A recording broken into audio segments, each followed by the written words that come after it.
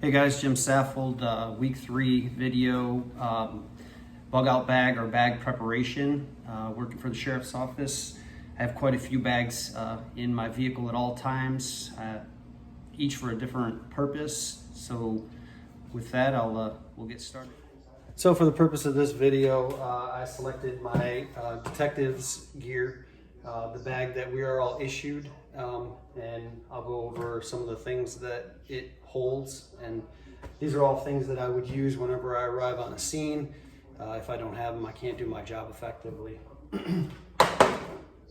So the bag is usually a backup for a majority of the supplies that I carry inside of this tackle box. The tackle box consists of the things that I use almost every single scene. Sometimes, as I'll show you, there's things that we don't use at every call, but we use them on occasion. So the first thing is gloves, a must at any scene. If you've seen the news, whenever you see detectives wearing the khaki pants and the black shirt, they probably got a pair of these blue gloves on or something like them. The tape, this roll of tape is used for lifting fingerprints. So fingerprint cards, we have them in varying different sizes for the different surfaces that we can collect them from. Also, we get these pull tabs that you can use. Some detectives like to use this to lift the print off of whatever surface. I prefer the roll, just easier for me to manage. Along with those is the black powder, the powder you've seen from any detective show where they're spreading it on with a brush. This is a brush. As a major crime detective, you got to use a different one for everything that you collect. You can't continuously use this stuff, and it's expensive. So all these supplies are, you got to take care of them because you don't want to ruin them. It gets more and more expensive the more you have to replace them. So that's print lifting. Very common in a lot of scenes. Another real common item that we collect is DNA. So a swab of DNA from a surface, from inside of a cheek, wherever we're lifting it. Again, you have gloves on, and then you get these long Q-tips. It's called a buccal swab. You take the swab after you got to get it wet. Also blood, you can collect that from the surface. If it's dried, you get distilled saline, get the Q-tip wet, and then you can pick up a small sample. It doesn't take hardly any.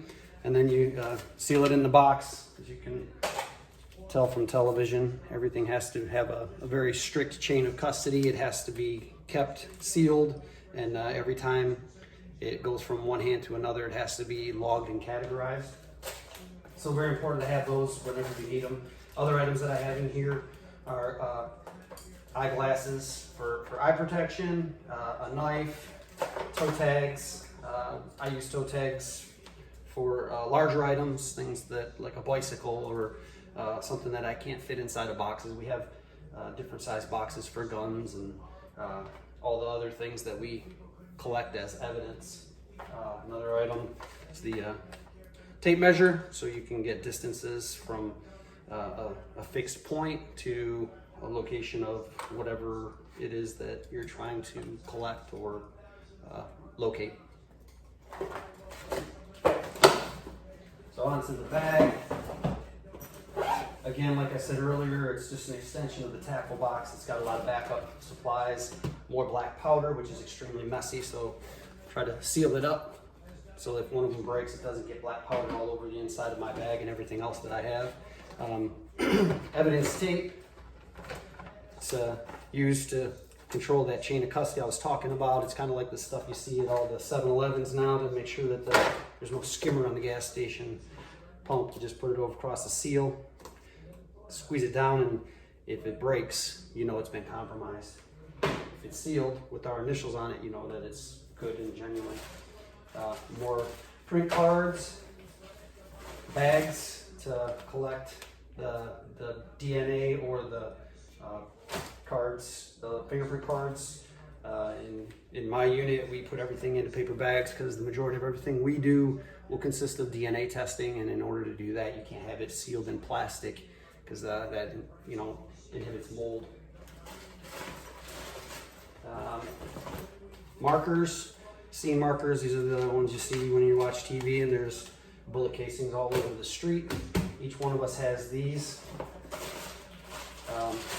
Casing boxes, I don't know if you can see it, but different sizes for different caliber casings that I may have to collect from a seam, from the smallest, like a 22, or to the largest, 223 or 762. Each one of those gets packaged the same way, you know, with the red tape on it or inside of the bag, so that it's accountable and we know it hasn't been compromised if we get DNA or fingerprints off of it. More swab and DNA collecting materials, blank discs, so if I need to collect video evidence from a home for a business, I can ask them to download it onto the disc. Use flash drives the majority of the time now. Everything's pretty user-friendly. These are backup supplies for the brushes and toe tags. Use zip ties to secure firearms once you've made them safe, just to make sure that there's nothing in the chamber. You run one through and zip it, that way the weapon is inoperable. No accidents or malfunctions.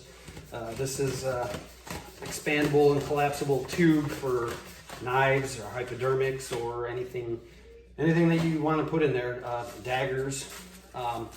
The tin foil that I keep inside of it is used for cellular telephones. If I collect them, you know, you want to make sure they're not remotely wiped or compromised anyway, so you got to wrap them up in tin foil to render them safe.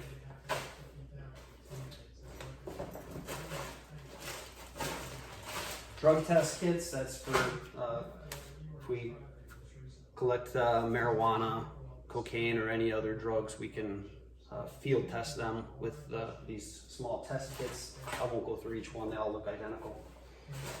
You've seen TV, you've seen them testing them, you just click it, it turns a certain color, which indicates what you got. Another expandable collection to submit evidence and to keep the evidence technicians safe so that they don't get poked or pricked by anything. A whole lot of plastic evidence bags for things that are not DNA sensitive, so that we can maintain that chain of custody that I was talking about earlier. Let's keep them safe. So for the third part of the requirements for the video was what would you like to have in your bag? We're pretty well outfitted with the sheriff's office. They have backups and supply closets that we, you know, refresh all the items that I just demonstrated. Maybe a digital tape measure. Those are nice to measure long distances, laser pointer type thing. But I can't complain. Everything I need we have, and they teach us how to use it. Appreciate it, guys. Have a good week.